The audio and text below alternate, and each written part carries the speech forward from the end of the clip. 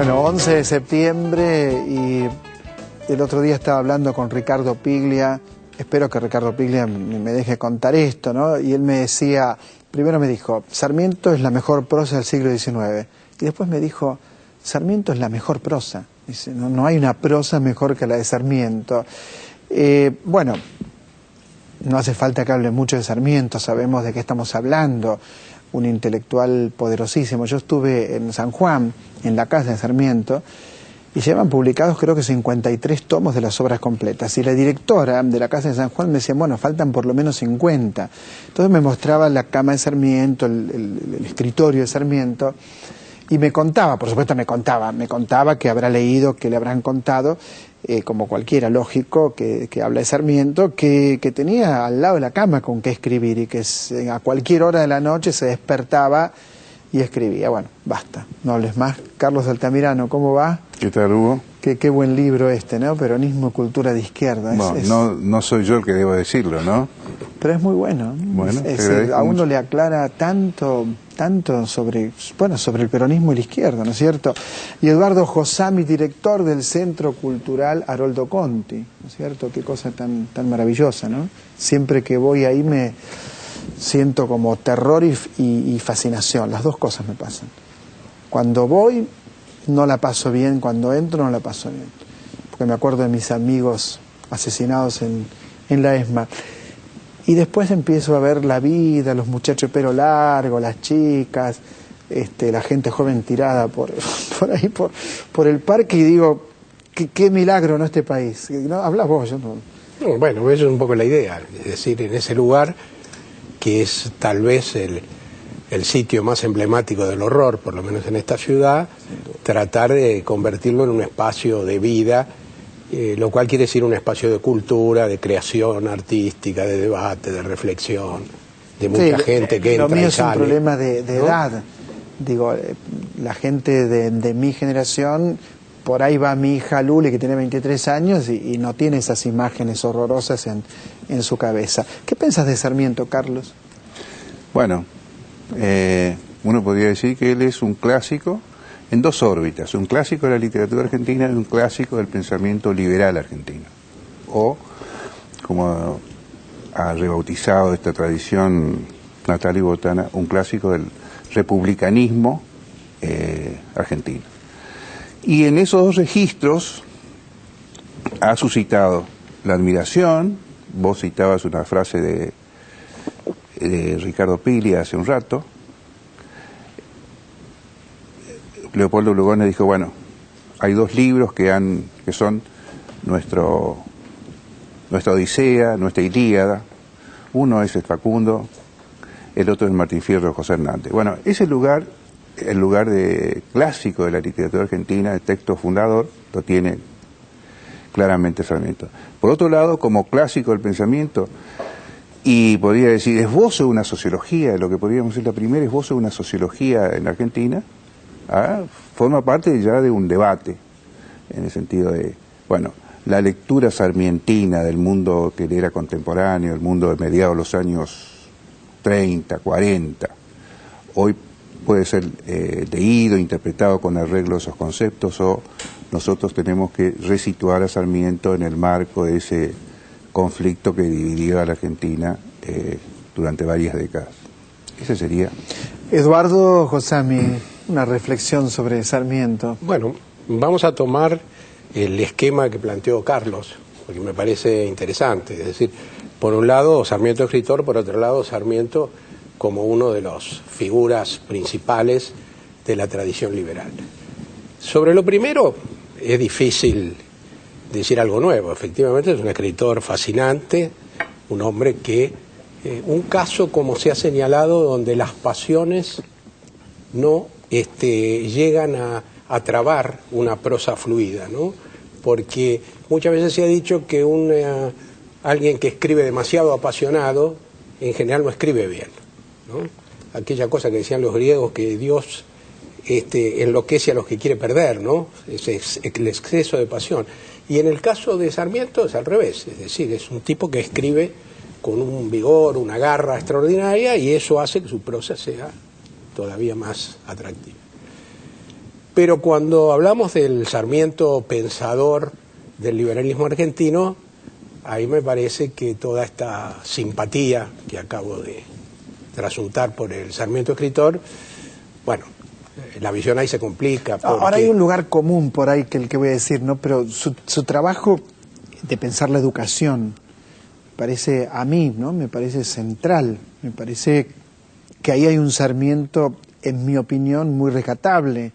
¿Cómo lo ven? Enteramente, en el sentido de que, ¿quién pondría en cuestión que una de las empresas a la que un Estado en el siglo XIX podía renunciar, que era de la educación pública y de la educación común? Y en ese sentido, él tiene también asegurado un lugar en la historia de en nuestra memoria histórica, ¿no?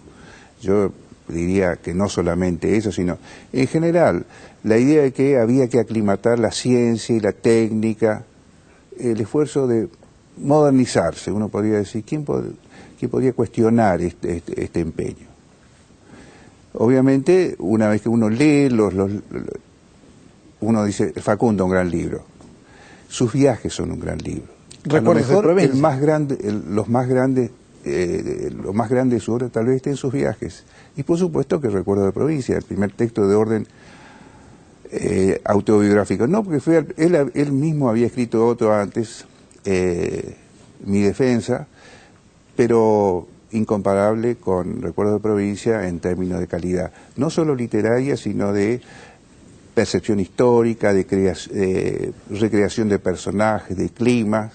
Un libro maestro de los que serían los tres que configuran la producción intelectual y literaria de esa Eduardo, como educador, ¿algo que objetar? Voy a aprovechar lo que dijo Carlos para pasar un aviso, si me permitís. Pero claro. Es decir, esos tres libros de Sarmiento, Recuerdos de Provincia, Facundo y Viajes, están entre los 200 libros que se van a presentar en una muestra conjunta entre la Biblioteca Nacional y nuestro centro a partir del 6 de octubre en la ex Escuela de Mecánica. Nadie pretende establecer ni un canon de la literatura argentina ni elegir los 200 libros mejores porque sería una tontería, pero hemos convocado a un grupo de intelectuales, escritores, de ficción, ensayistas, historiadores, críticos, de los cuales, de cuya opinión ha resultado esta lista, entre los cuales inevitablemente, pues, como se podía prever, están estos tres libros de Sarmiento. Como educador, yo creo que uno podría decir que ciertas concepciones generales de Sarmiento que no comparte, de alguna manera tienen que ver también en su proyecto educativo, pero para ser justo yo creo que ese sigue siendo todavía el aspecto positivo de Sarmiento, porque nadie puede negar que la propuesta educativa de Sarmiento tiene mucho que ver con la Argentina moderna, tiene que ver con el país que somos hoy. Mirá lo que pasa en Chile. ¿No? Exacto. Mirá lo que pasa en Chile. Lo que yo creo que es el gran tema de Sarmiento, porque él lo quiso así, porque toda su vida reforzó esa visión, es esta idea de civilización y barbarie.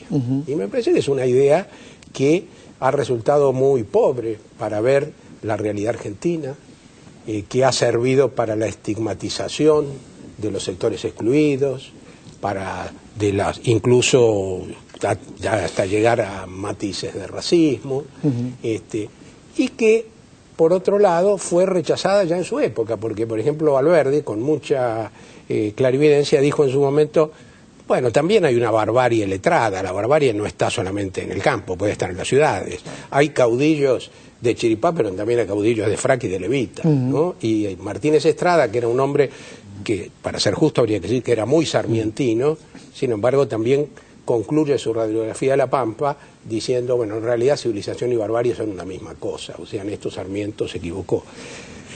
Y cómo no recordar cuando uno habla de Sarmiento aquellas frases tremendas que uno las lee y todavía se eriza, ¿no? No ahorrar sangre no ahorrar sangre de gaucho, por ejemplo. O cuando él en el año 83, si no me equivoco, publica Contradicciones y Armonías, que es uno de sus últimos textos, y ya está de vuelta de muchas cosas Sarmiento, pero sigue planteando un modelo de civilización, un modelo de desarrollo en la Argentina, donde pone como ejemplo lo ocurrido en Estados Unidos y dice, algunos piensan que matar indígenas es un crimen, pero gracias a ese crimen los Estados Unidos se han desarrollado. Y esto me parece que es importante porque, aunque se corre el riesgo del anacronismo, de hacer pensar a la gente de aquella época como pensamos hoy, la sociedad argentina vive hoy un proceso de revisión, de la exclusión del indio, de esta visión de estigmatización de lo que se llamó la barbarie, ¿no? Y entonces me parece que, sin dejar de señalar tantos aspectos que hacen de Sarmiento un personaje atractivo, creo que corresponde tener una visión crítica de esta mirada que él tuvo sobre la Argentina en términos de civilización o barbarie. Carlos, ¿de qué habla peronismo, cultura y izquierda? Para que se está mirando televisión y no lo ha leído como yo, que lo tengo todo marcado el libro. Bueno, lo que yo hago ahí a través de una serie de ejercicios de historia intelectual argentina es seguir el modo en que todo el mundo cultural de la izquierda ideológica y política en la Argentina resulta trastornado a partir de 1946 por la emergencia de este fenómeno. Fenómeno al que previamente le había dado una clasificación, lo asimilaba a no ser sino un retoño de los procesos totalitarios que estaban declinando, que habían sido derrotados en la guerra en la Segunda Guerra Mundial, y que aquí conocían un retoño que consideraban pasajero y que, sin embargo, y este va a ser el recorrido que se va a hacer sobre todo después de 1946, la búsqueda primero de una mejor comprensión de aquello que había ocurrido, lo que va a dividir a las izquierdas, y después definir cuál sería la estrategia más adecuada para estar en relación con esas masas, que finalmente no eran sino las masas del proletariado moderno, según que era lo más parecido a lo que podía ser la clase obrera moderna, según los libros marxistas, solo que no militaban ni se identificaban con las fuerzas de los partidos que se proclamaban socialistas, comunistas, los partidos de clase, y se ordenaban en torno a un caudillo militar, nacionalista, anticomunista, antisocialista. ¿Cómo responder a esa cuestión? ¿Cómo responder, no, Eduardo? ¿Qué pensás? Bueno, yo he leído el libro de Carlos y me interesó mucho, naturalmente porque uno está precisamente en el cruce entre el peronismo y la cultura de izquierda, ¿no? Mi mirada es de algún modo distinta porque yo, después de una militancia en la izquierda, me incorporé al peronismo y de algún modo entonces veo críticamente cierta tradición de la izquierda que no reconoció la importancia del peronismo. Pero de cualquier manera pienso que es un libro que aporta mucho, a mí me sirvió, y además me parece que es un debate que sigue siendo hoy tan actual como siempre. Qué interesante lo que acabas de decir. Vos decís, después de una militancia en la izquierda me incorporé al peronismo. Uno se pregunta, claro, ¿a cuál? Porque es un tema siempre presente, ¿no? Peronista fue Menem, no es Menem, peronista es Duhalde, peronista fue Néstor, peronista es Cristina. Es complejo, ¿no? Digo, para un ciudadano de a pie es complejo. Convengamos que es complejo, porque él me dice, yo lo conozco a Eduardo, conozco su ética y su moral, y sé que se incorporó a un peronismo que es el que me gusta a mí, ¿no es cierto? Un peronismo de izquierda. Pero también podría haberse incorporado al menemismo, por ejemplo. ¿Qué pensás, Carlos? Bueno, incorporarse al peronismo es siempre exponerse a los cambios que tiene el movimiento. Algunas personas, Eduardo es un ejemplo de ello, se replegaron respecto del menemismo, no se consideraron identificados con eso, ni obligados por su condición de peronista a militar junto al menemismo. Pero eso no fue el comportamiento de todos los que se identificaron en el año 72, 73 con la izquierda peronista. Y muchos consideraban que si eran peronistas debían seguir a aquel que dirigía el movimiento. Colaboraron con el menemismo y hoy consideran que finalmente el gobierno que encarna hoy Cristina Kirchner representa aquellos ideales en nombre de los cuales se alinearon con el peronismo en los años 70. Entonces, también en relación con esto, los comportamientos no son reductibles a un solo patrón, a un solo modelo. Te entiendo. Sí, también es interesante, me parece, ver esto en relación con la actual coyuntura, ¿no? Yo te confieso que yo digo me incorporé al peronismo en pasado. Y vos me podrías preguntar, ¿y hoy qué sos? No, ¿Y hoy? no es una pregunta que yo te haría. No, digamos. pero sería razonable, me la estoy haciendo yo para poder contestarla. Es una pregunta retórica, si se quiere. Hoy yo soy kirchnerista. Es decir, me hago cargo de esa tradición del peronismo, pero creo que estamos viviendo una etapa nueva, donde yo tengo coincidencias con mucha gente que no es peronista, con Martín Sabatella, por ejemplo, para citar uno de los casos más evidentes, y donde creo que se está tratando de generar un proceso que puede llegar a trascender al peronismo. No voy a anunciar una superación del peronismo, un agotamiento del peronismo, esas cosas que tantas veces se anunciaron y después resultaron desmentidas por la realidad. Pero sí quiero decir que estamos viviendo un proyecto que tiene una fuerte tradición peronista, pero que al mismo tiempo convoca con un criterio muy amplio. Yo estoy de acuerdo con él, pero digamos, yo soy un periodista acá, yo estoy de acuerdo con lo que él dice, ¿no? Bueno, y la tesis de Eduardo es una de las tesis, ¿no? Es una, por supuesto. Es una de las tesis, digo, una de las tesis referidas a lo que está en curso, porque no es la única y no me refiero a los que están por fuera, sino adentro. Para algunos, Mariotto, este es el peronismo, el peronismo histórico no ha tenido, ha dicho desde Perón y Evita, una representación más adecuada que la que hoy encarna Cristina. Por lo tanto, algunos afirman la continuidad de la tradición. En todo caso, su adecuación a los nuevos tiempos. Otros, en el caso de Eduardo, y no solo en el caso de Eduardo, acentúan la dimensión nueva, que se trata ahora de una inflexión que no es seguro de que remita al gran tronco de la tradición peronista. Yo creo que eso es un debate, pero no un debate para la gente que esté afuera, como balconeando este proceso, claro, digamos así, sino aún para los que forman parte de él.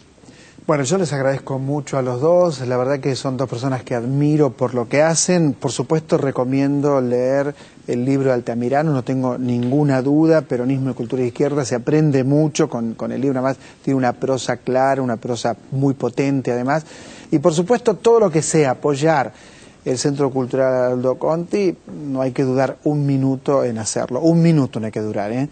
Gracias Eduardo y gracias Carlos. Gracias, Muchas gracias. Hay más refugio por supuesto por la televisión pública, enseguida volvemos.